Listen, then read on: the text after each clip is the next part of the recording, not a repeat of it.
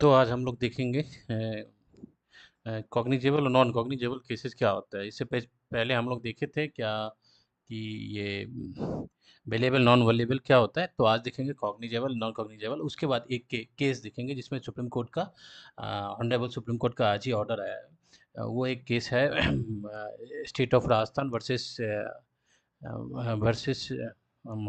Amarpal Chaudhary. Um, ठीक है, वो केस राजस्थान हाई कोर्ट का है जिसमें कि हाई कोर्ट का जो वर्डिक्ट आया था उसको सुप्रीम कोर्ट ने पेश कर दिया। तो उससे रिलेटेड जो एनडीपीएस एक्ट से रिलेटेड था, तो उस केस को भी देखेंगे। और पहले इसको देख लेते हैं cognizable and non cognizable case क्या होता है।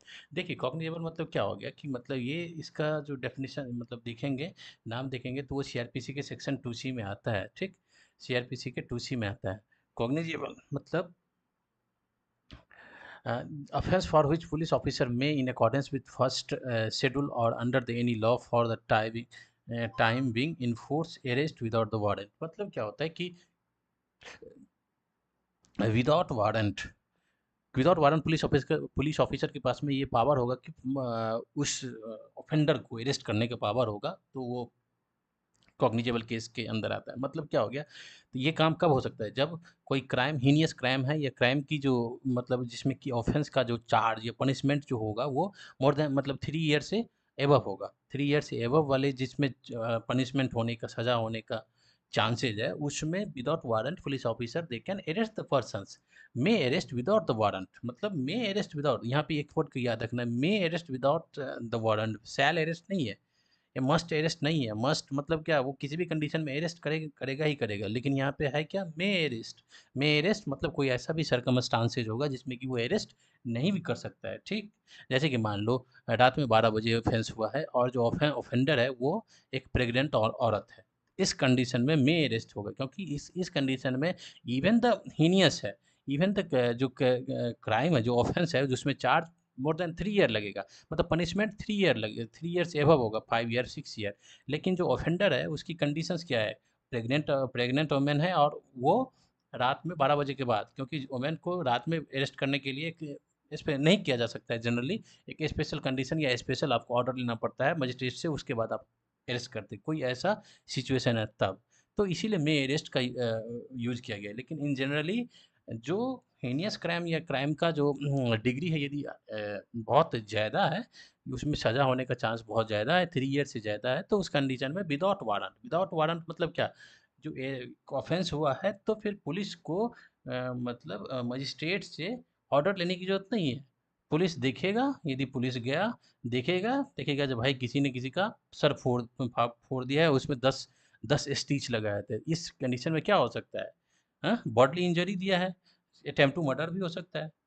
तो इसका पनिशमेंट मोर देन 3 ईयर होगा, मतलब 10 ईयर तक जाएगा। तो पुलिस देखेगा तो भाई ये कॉग्निजेबल केस है, तो इसमें पुलिस डायरेक्ट उसको अरेस्ट कर लेगा, उसको मजिस्ट्रेट से ऑर्डर लेने की जरूरत नहीं पड़ेगी। ठीक है, तो उसे मतलब without warrant they can arrest. तो this is a cognizable case generally in the against state. ये जो होता है जनरली अगेंस्ट, कोई किसी को मारा, सर फाड़ दिया, तो ये क्या हो गया, ये स्टेट के अगेंस्ट हुआ ना।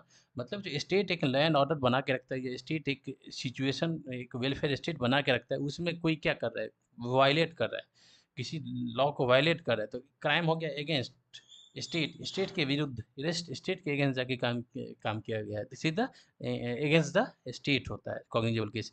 Under the section 154 FIR registered related to offence, 154 CrPC में जाके इसमें एफआईआर रजिस्टर होता है। ठीक, section 156 according to section 156 FIR 154 police incharge में without the order of the magistrate investigation and cognizable affairs. मतलब क्या होता है ना, इसमें इस केस में जो कॉग्निजेबल केस है 154 में एफआईआर रजिस्टर होता है, और सीआरपीसी 156 के अकॉर्डिंग, हम अभी बीएनएस जो है ना, भारतीय नागरिक सुरक्षा संहिता, उसके बारे में अभी बात नहीं कर रहे हैं।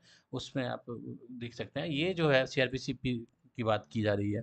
तो 154 में इसमें एफआईआर रजिस्टर होता है सीआरपीसी में, और 156 में 156 में जो पुलिस ऑफिसर के पास, पुलिस इंचार्ज जो एसएचओ होता है, स्टेशन हाउस ऑफिसर जो एसएचओ होता है, उसको पावर मिल जाता है कि वो फर्दर इन्वेस्टिगेशन को आगे बढ़ाए। ठीक, फर्दर इन्वेस्टिगेशन को आगे बढ़ाए without the order of the magistrate, मतलब बिना मजिस्ट्रेट के ऑर्डर के भी वह 154 में जो एफआईआर रजिस्टर्ड हुआ है कॉग्निजेबल केस का, वो 156 में जाके वो इन्वेस्टिगेशन को आगे बढ़ाए। इन्वेस्टिगेशन मतलब क्या होता है, वो देखेगा भाई क्या ऑफेंडर है, क्या ऑफेंस किया है, क्या मतलब इन्वेस्टिगेशन का मतलब क्या होता है, जो हम फिर एविडेंस का कलेक्शन में लग जाते हैं, एविडेंस को कलेक्ट करने में लग जाते हैं, क्योंकि एविडेंस जब कलेक्ट करेंगे केस को, तभी तो आप फिर जो जो फर्दर स्टेज होगा जिसमें कि हम चार्जशीट फाइल करेंगे, तभी तो आप उस केस को और स्ट्रॉन्ग बना सकते हैं, जो ऑफेंडर है उसको मैक्सिमम पनिशमेंट दिलवा सकते हैं।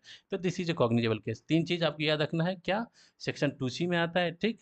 इट इज़ अ जिसमें क्या जो जनरली केस क्या होगा, हेनियस टाइप्स के होगा, जिसमें कि सज़ा जो है मोर देन 3 ईयर्स, उसके बाद डेथ और इम्प्रिजनमेंट फॉर लाइफ। तो ये सब हो गया कॉग्निजेबल केस कैटेगरी के आ जाता है। तो इसमें पुलिस जो है विदाउट वारंट का वो अरेस्ट कर सकता है, ठीक। वारंट का अरेस्ट कर सकता है विदाउट वारंट के।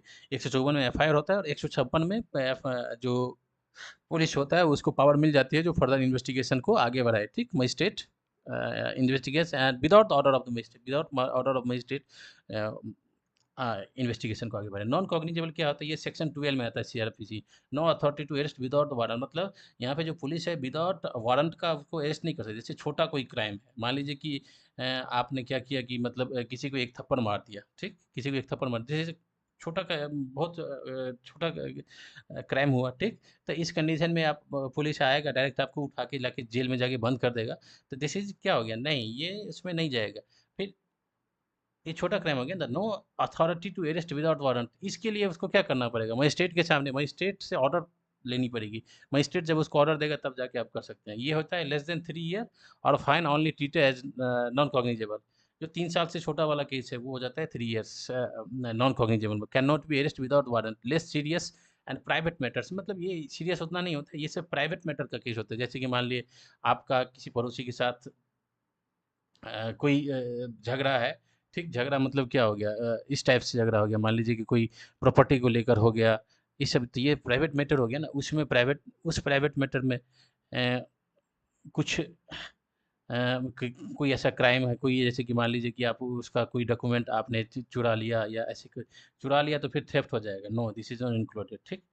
फाड़ दिया या ऐसे कुछ डैमेज कर दिया तो फिर वो आईपीसी में चला जाएगा, this is not private nature. Private nature करके जो होगा वो उसमें आ जाएगा। जैसे कॉन्ट्रैक्ट से रिलेटेड लीजिए, इंडियन कॉन्ट्रैक्ट एक्ट, इसे प्राइवेट नेचर का हो गया, ठीक। तो उस सब में आप इसको यूज देखिए, जब फर्दर आईपीसी को देखेंगे तो उसमें हम कैटेगराइजेशन ऑफ द क्राइम उसमें हम जाके इसको डिस्कस करेंगे। Under the 155 NCR related to the non cognizable offence, NCR 155 में एनसीआर किया जाता है, ठीक। नॉन कॉग्निजेबल का section 155 non investigation without the order of the magistrate, मतलब 100 इसमें क्या है, नॉन कॉग्निजेबल में जो भी होगा मजिस्ट्रेट के ऑर्डर के बाद ही होगा, अरेस्ट होगा मजिस्ट्रेट ऑर्डर के बाद होगा, और जो इन्वेस्टिगेशन होगा वो भी मजिस्ट्रेट ऑर्डर के बाद ही होगा। तो नॉन कॉग्निजेबल हो गया ये, ठीक। तो समझ गए आप। कॉग्निजेबल में क्या होता है, मजिस्ट्रेट का ऑर्डर की जरूरत नहीं पड़ती है, और नॉन कॉग्निजेबल में क्या होता है, मजिस्ट्रेट की ऑर्डर की जरूरत पड़ती है। कॉग्निजेबल में क्या होता है कि may arrest without the warrant, may arrest है, यहाँ पर भी मस्ट अरेस्ट नहीं है, मे अरेस्ट। ये डिपेंड करता है circumstances of case and circumstances and conditions of the offender, offender का जो कंडीशंस है उसके अकॉर्डिंग डिपेंड करता है। This is a cognizable case, समझ गए। तो ये कॉग्निजेबल नॉन कॉग्निजेबल हो गया। आज हम एक केस के बारे में डिस्कस करते हैं जो अभी आज ही मैंने देख रहा था, जिसे सुप्रीम कोर्ट ने दिया है। उस केस में हुआ क्या कि मान लीजिए कि ये एनडीपीएस केस से रिलेटेड है, तो एनडीपीएस के सेक्शन 21885 उसमें बस ये पीडीएफ है इसका। हाँ, देखिए ये केस जो है state of Rajasthan versus Gopal and others, ठीक। इसमें क्या हुआ कि देखिए जो जो ये एनडीपीएस से रिलेटेड है, NDPS narcotic and psychotropic substances act है। इसमें इसके एक सेक्शन में 8, 18, 25 से 29 NDPS act 1985 respondent file the petition under the section 482। ये रिस्पोंडेंट ने एक 482 में फाइल किया हाईकोर्ट में कि भाई जो मेरे अगेंस्ट जो एफआईआर फ्रेम किया गया उसको केस करो। जैसे किसी के एफआईआर हो जाता है तो उसको केस कराने के लिए 482 में आप जाके हाईकोर्ट में जाके फाइल करते हो, वो केस कराने के लिए उसने हाईकोर्ट में फाइल किया। किस बेसिस पे, तो ग्राउंड दिया होगा ना। उसका ग्राउंड ये था कि जो भाई सीज एंड सीजर जो मतलब सीज एंड सीजर जो होता है, मान लीजिए कि जो under the section seize and seizure जो होता है, वो एसएचओ को पावर दे रखा गया है। जो मतलब जाए बाइक जाएगा घर में जाके चेक करेगा, घर में जाके पता करेगा सब्सटेंस रखा है कि नहीं रखा गया है उस आदमी को।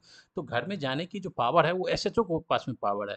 लेकिन उस दिन जो था उस टाइम में वो एसएचओ प्रेज़ेंट नहीं था। एसएचओ ने अपना पावर जो है वो इंचार्ज को सब दे के गया था। जो उससे उसके बाद सेकंड लाइन जो आता है उसको पावर दे के गया था। ठीक? इंस्पेक्टर को पावर देके गया था। एसएचओ उस दिन प्रेज़ेंट नहीं था, ठीक?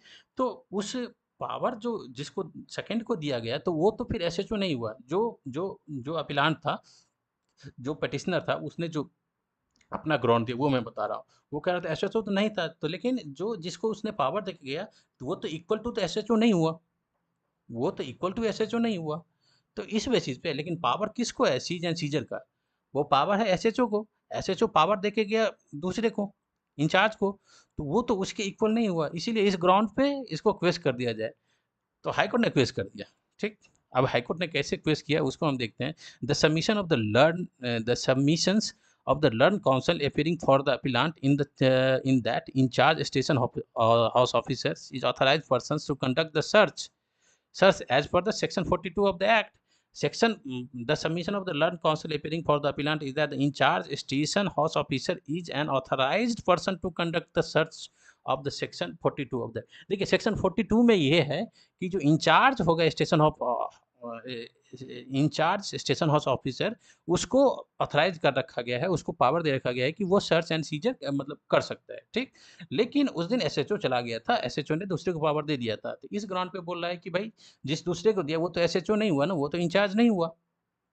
तो वो कैसे सर्च एंड सीजर करेगा? उसके पास पावर नहीं है। इसीलिए 482 में आप इसे पेश करो, जो एनडीपीएस एक्ट की तरह हमारे ऊपर जो भी ऑफेंस या जो चार्ज लगाया हो। लेकिन सुप्रीम कोर्ट जो है, ऑनरेबल सुप्रीम कोर्ट जो है, उन्होंने क्या बोला? In the case at hand, the SHO Veera Ram Chaudhary was absent on the relevant date. Therefore, 9/9/2011, he has handed over the charge of the SHO to the circle inspector. Circle inspector, मतलब sub inspector was he has carried out in the search. The state of Rajasthan versus Bheru Lal, जो एक case को उसने citation मतलब जो अपना support करने के लिए दिया गया, उसमें पैराग्राफ 15 में है, it has been held that the person holding temporary charge as a station officer at the relevant time is competent to carry the और द सर्च। तो इस जो state of Rajasthan versus Bherulal case में है कि जो भाई किसी को इंचार्ज देके गया है तो he is a competent officer to conduct the further investigations. मतलब वो उसको वो जिसको जिसने दूसरे को यदि आप चार्ज देके गए हैं तो वो कॉम्पिटेंट है वो काम करने के लिए। तो देखिए, in the view of aforesaid fact and circumstances, the submission that officer ought to be actually posted as a SHO. Note as in charge SHO is of no substance and cannot be accepted। जो हमारे honourable supreme court ने कहा गया है तो भाई उसने जो चार्ज उसको दे के गया तो उसको आप इंचार्ज एसएचओ नहीं मान के चलेंगे। जब उसने उसको चार्ज देंगे तो उसको एज ए एसएचओ मान के चलेंगे। उसने जो अपना अथॉरिटी था ना वो उसको सौंप के गया, किसी दूसरे को उसने मतलब हैंड ओवर करके गया। तो जो अथॉरिटी उसको पहले था, मतलब एसएचओ के पास जो अथॉरिटी था, वो वहाँ से जैसे ही गया तो अपना अथॉरिटी दूसरे को दे गया।